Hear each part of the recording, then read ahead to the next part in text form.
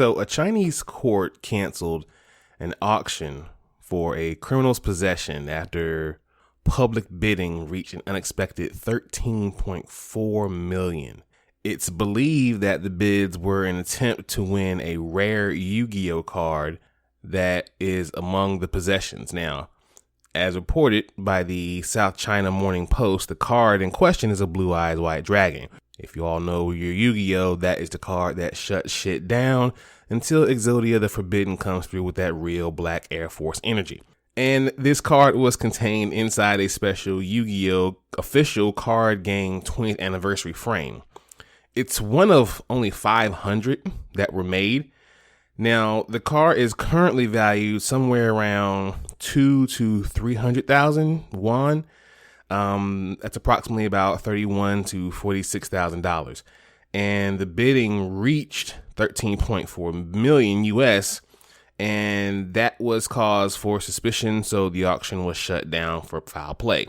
And that is wild, right? Like 13.4 million for a Blue Eyes White Dragon. I mean, the highest selling comic was Action Comics 1, and that sold for only 3.25 million. You know, Jake Paul was walking around with a 150K Charizard around his neck when he went to fight Floyd Mayweather. And it's just crazy about how much stuff that we grew up with as children is like really bringing in bank. I said all that to say, for all of you people who laughed at us nerds and geeks with our cards and our comics, the joke's on you now with your broke ass. Ladies and gentlemen, blurs and nerds, freaks and geeks, this is Do You Speak Geek, episode 83.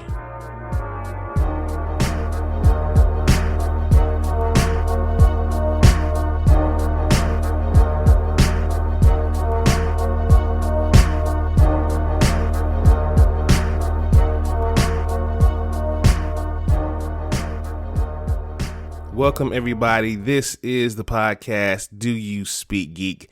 I am your host, Nix, and we're here to bring you the latest and greatest in everything in the geek realm. Shout out to everybody who has been rocking, all the new subscribers, all the new followers, the new family, the new friends. Man, I love each and every one of y'all, so big shout out to y'all, especially my avid listeners. Big ups to y'all for staying with me, and if you're a first-time listener, welcome to Do You Speak Geek? I want to first give a shout out to Spreaker. That is the home team. If you're listening, shout out to Spreaker. This is probably where you listen to the podcast. If not, you're probably listening on one of the other many podcast outlets out there. So wherever you get your podcast, please be sure to hit that search and look for Do You Speak Geek. DoYouSpeakGeek.com, the central hub for everything DYSG. We got merch, we got blogs, we got photos, we got videos. We kind of got a little of everything on there. So please be sure to hit that search for DoYouSpeakGeek.com and, save it to your favorites if you don't mind. Stay in touch with DYSG. Follow us on social medias, Facebook at DYSGFB, Twitter at DYSG_tweets, and Instagram at Do You Speak Geek. For those of you who follow us on Instagram, we just wrapped up a amazing interview with the homie Hieroglyphics, one half of Concepts. Amazing rapper, Rubik's Cube aficionado, martial artist, real estate agent. The man does a lot of stuff, but he raps great for real. So definitely follow that young man and definitely stay in tune with us too at Do You Speak Geek on Instagram. YouTube, the only place where you can find the Dono and Daddy Show. I hope you all enjoyed our previous video for the most trash fathers.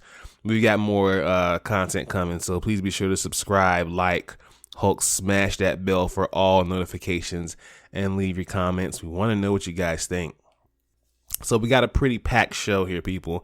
Not a whole lot to go over as far as a big story, but we definitely got a lot of stuff to go through here, y'all. So as we do about this time, let's go ahead and hop into my favorite portion of the show. Y'all know the vibes.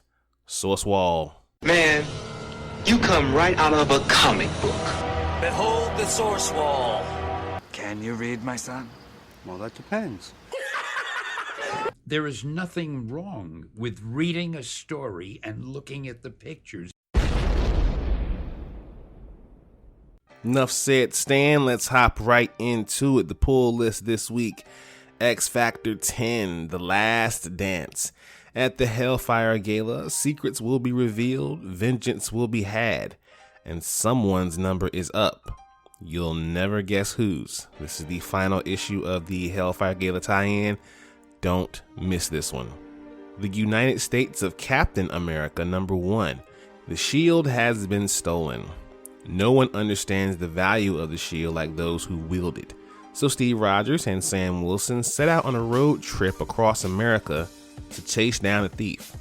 But instead, they find the captains. Everyday people from all walks of life who've taken up the mantle of Captain America to defend their communities. And for some reason, the shield thief wants them all dead. Can Sam and Steve get to them first? Christopher Cantwell and Dave Eaglesman lead a can't-miss miniseries celebrate Captain America's 8th anniversary, joined by a rotating series of creative teams to tell the stories of each new captain.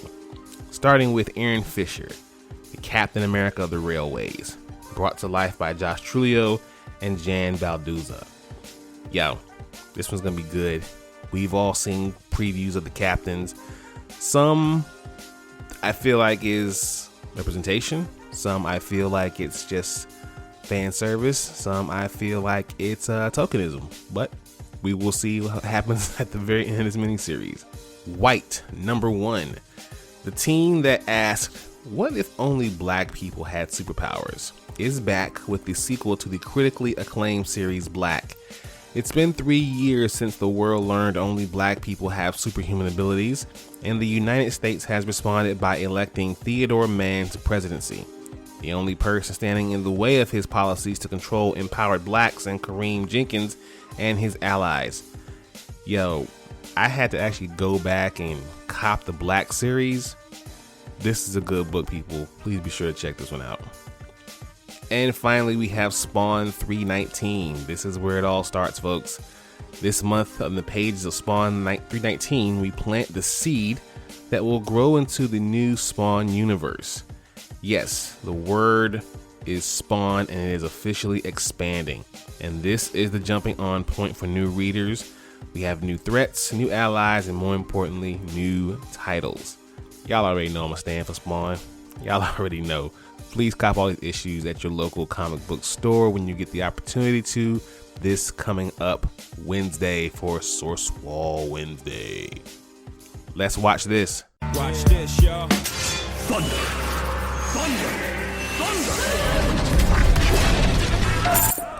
Lannister always pays his debts. Whoa, dude. I am the villain of the story. Alright, so Shazam 2 revealed new costumes. They look pretty freaking awesome, I must say myself. Director David F. Sandberg has officially unveiled the new costumes worn by the heroes in the DC Comics sequel. He took to Twitter this past Monday and he opted to get ahead of potential leakers by offering fans a first look at the Shazam family's new suits. The photo spotlights Zachary Levi's titular hero, along with Adam Brody, Megan Good, Ross Butler, Michelle Borth, and DJ Contero. The latest reveal comes shortly after Sandberg shared a teaser of Levi's Shazam costume in a video he posted on social media. As glimpsed in the brief clip, the outfit features more gold accents and a sleeker look, particularly around the boots and the wrist, and with the rest of the suits also appearing to be more refined. That's a definitely accurate description. I mean, because if you look at the first suits versus these, the first suits look bad compared to these. The Shazam Family's lightning bolt chest logo is also slightly altered to match the overall ensemble. And y'all ain't shit on social media for changing these, make them look like Power Rangers. I mean, yeah, we get it, but y'all chill. Transformers 7 title revealed. So originally slated for June 2019, Transformers 7 was pulled from Paramount's schedule. As we all know, Rona. Circled by rumors of a franchise reboot with Hasbro having more creative control. During a virtual kickoff event in the 7th film franchise, which has officially begun production, Producer Lorenzo Di Bonaventura and director Stephen Capel Jr. revealed that the next film will take place in the year 1994, 7 years after 2018's Bumblebee, and will feature the Beast Wars mythology. The title? Transformers: Rise of the Beast. The official synopsis is: returning to the action and spectacle that captured moviegoers around the world 14 years ago with the original Transformers, Transformers: Rise of the Beast will take audiences on a 90s globe-trotting adventure and introduce the Maximals, Predacons, and Terracons to the existing battle on Earth between Autobots and Decepticons. Beast Wars was my joint back in the day. Let's go. I'm here for it. I know it's like 500 Transformers movies, but we need this one too. I'm sorry. If we're going to get them, if we're going to do so many, let's do some too. Let's get it. Disney's Snow White live action remake has found its lead. So Disney has found its lead for the upcoming live action remake of 1937's Snow White and the Seven Dwarfs and Rachel Zegler. The news comes by way of Variety, which reports Zegler will play the character in the remake set to film sometime next year. Zegler is set to make her feature film debut on December 10th as Maria in Steven Spielberg's West Side Story, and she'll appear in Shazam: Fury of the Gods alongside Helen Mirren next April before she begins to whistle while she works as Snow White. I was just saying to my wife the other day, I don't know why they haven't made this one yet, and here we are. So yeah, I think she'll be great. I think she'll do a good job. Hopefully we get some more casting info and news. I'm not sure if they'll find actual, little people to play the dwarfs, or if they'll just CGI other people and have them play the statutorily impaired workers in the mines and such. But I'm interested to see how they're gonna do the casting. I think it would be hilarious if they did like a cast of 7 comedians. I think that would be incredible. But that's just how I think. Disney, holla at your boy. The CW is developing a supernatural prequel series titled The Winchesters. So only a few months after airing its final season, the CW is planning a return to the world of Supernatural. The network is developing a prequel series titled The Winchesters, focusing on Sam and Dean's parents. Now, this is coming from Deadline. Jensen Ackles will reprise his role as Dean Winchester to narrate The Winchesters. Jensen and his wife, reoccurring Supernatural guest star Danielle Ackles, will serve as executive producer. Supernatural co-executive producer Robbie Thompson will serve as writer and another executive producer. Now, that's a lot of talk from Jensen Ackles, but what about Jared Padalecki? Well, he was left out of the loop completely. And he said this on Twitter, quote, "Dude, I'm happy for you. Wish I heard about this some other way other than Twitter. I'm excited to watch, but bummed that Sam Winchester had no involvement whatsoever." Damn, that's gotta suck. They're going on with the spinoff show, and you were on the show for what? Like Supernatural had like 15, maybe 13 seasons? Like Supernatural was there from the transition from the WB to CW and stuck around for a long time, well after Smallville. And Jared Padalecki was there for all of it, just like Jensen Ackles was, and he just was left out of the loop completely. Crazy, that's just crazy. Speaking of Smallville, an animated sequel to Smallville is being developed with original cast members. After a surprise reprisal on the CW's Arrowverse crossover event, Crisis on Infinite Earths, Smallville fans can look forward to even more of Tom Welling as Clark Kent in the future. In a new cameo post, the actor stated that an animated sequel series to Smallville is in the works, with actor Michael Rosenbaum also attached to reprise his role as Lex Luthor. Quote, "Michael Rosenbaum and I are actually working on an animated series to bring those characters back to life and use as many of the original cast members as possible," Welling said. Quote, "Don't tell anybody though, it's a secret. We're still working on it." Listen, come close. When I tell you that I am super geeked for this, if anyone knows me personally, you know how I feel about Smallville. You know I love it. It is part of who I am. It is part of my family. please, please let this be true. Let this come to light, and let's get it. Okay, I'm cool. I'm good. Somebody save me. Let's hop into Thumb Life. Peace, love, and video games! It's on like Donkey Kong.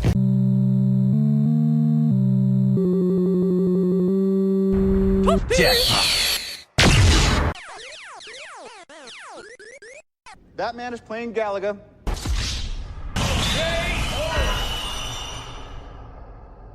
All right, gamers, only one story because we kind of got burnt out from E3 last week. But here we are. EA reveals the first Play Live details. Now, Electronic Arts has revealed its first details for this year's EA Play Live showcase. The event will be hosted by Austin Creed, also known as WWE's Xavier Woods. That's my guy. The pre-show will begin on July 22nd at 10 a.m. Pacific time. The main showcase will follow, but a specific time has not been announced. Unfortunately, EA has not provided any additional information regarding the event or which games fans might expect to see during the year's presentation. Hopefully, the publisher will have plenty of exciting things to reveal for the rest of the year, and maybe even for the start of 2022 as well. I mean, I'm looking forward to some sort of a new Star Wars game, perhaps. Be even get an announcement of when we're bringing back NCAA football. I'm definitely looking forward to possibly The Sims 5 being revealed finally. But yeah, we'll see. Let's speak technical for a moment. Technically speaking, Your technological advancements. 1.21 gigawatts! Have you tried turning it off and on again? All right, people, technically speaking, Microsoft has officially announced Windows 11. Now, during Microsoft What's Next for Windows event, the software giant unveiled its latest operating system, Windows 11, following months of teasers and an accidental leak a week before the event. Windows 11 will offer a free upgrade according to Microsoft, for those of you who are wondering. It's the successor to Windows 10, Microsoft's latest operating system, and introduces some improvements to the user interface, such as a new start menu that is now located at the center of the taskbar. Apple. At first glance, Windows 11's user interface resembles the canceled Windows 10X, which was an OS that was planned for dual screen devices like the Surface Neo. Windows 11 will also incorporate a lot of interesting features found on Microsoft Xbox Series XS game consoles, including audio HDR and an Xbox Game Pass app built directly into the OS. The operating system will also integrate Microsoft Teams, and more surprisingly, Windows 11 will support and run Android apps through a new Windows Store. To receive a free upgrade of Windows 11, Windows 10 PC owners must meet the minimum requirements needed to run Windows 11, which is currently a 64-bit processor, 4 gigs of RAM, 64 gigs of storage, and if you meet the criteria, Windows 11 will arrive on your PC the same way Windows 10 did back when the updates were delivered to the computers. Windows 11 will launch later this year, with it available to download by the holiday season. However, beta build will roll out to Windows Insiders starting on June 28th, which is today, people. I'm excited. Let's see what happens. I mean, if you look at the interface, people, it looks just like Mac. It looks just like Mac. But I'm excited with the integration of the Android apps in the Windows Store. Yeah, let's do it. Let us go geek beyond geek. what is our universe made of? Is extraterrestrial human contact. Yes, science! All right, you aliens out there, Virgin Galactic gets FAA approval to fly customers to space. Let's do it. Richard Branson's Virgin Galactic Holdings Incorporated came a step closer to sending customers to the edge of space this past Friday as federal regulators expanded the company's operating license. Virgin is competing with Blue Origin LLC in the accelerating race to carry space tourists on short subterranean flights. The race moved forward earlier this month when it said its first manned flight will take place in July with Mr. Bezos himself as a passenger. This is with Blue Origin. Now, this past Friday, Virgin said that Federal Aviation Administration granted approval for Virgin's full commercial space launch license, opening the door for outside passengers to join flights. The approval followed a test flight this past May 22nd. Virgin plans to send passengers to space in a rocket-propelled vessel that is launched from a high-flying airplane after being dropped from about 50,000 feet in the skies over New Mexico. The spacecraft shoots above the Kármán line, the imaginary lower boundary of space, where passengers experience weightlessness for a few minutes before the spacecraft descends and lands on a runway. Roughly 600 people who have signed up as future passengers with Virgin Galactic will likely pay less than $500,000 for a ride. You know, if you just had that kind of laying around. This was said by a Virgin executive. Yo, I know it's like $500,000 to do this, but come on now. You ain't trying to go to space? You don't want to see the moon? You don't want to maybe, you know, catch Venus out of your window? Come on. You ain't trying to go to space? Come on now. I know I would. To see satellites, all that stuff? Yeah. If I had the money to blow like that, absolutely. Sign me up. All right, people. Let's mark out. So what you gonna do?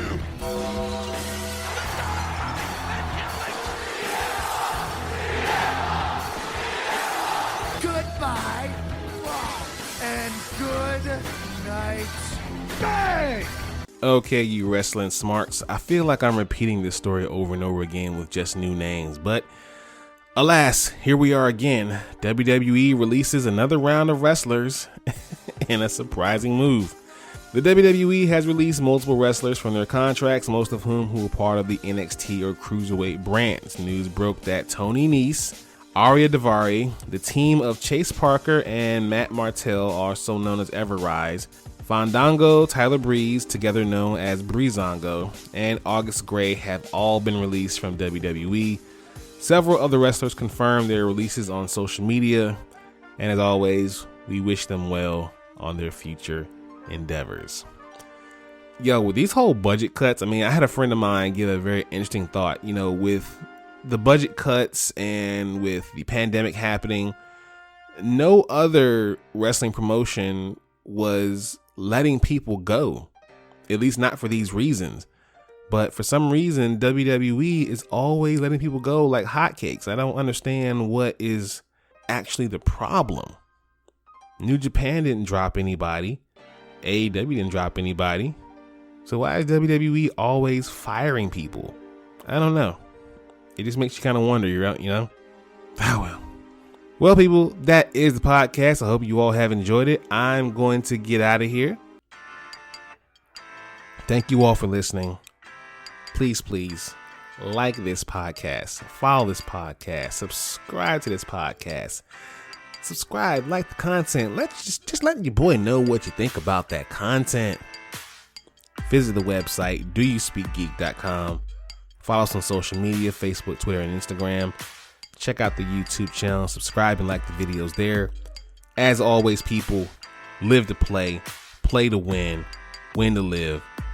I speak geek. Do you speak geek?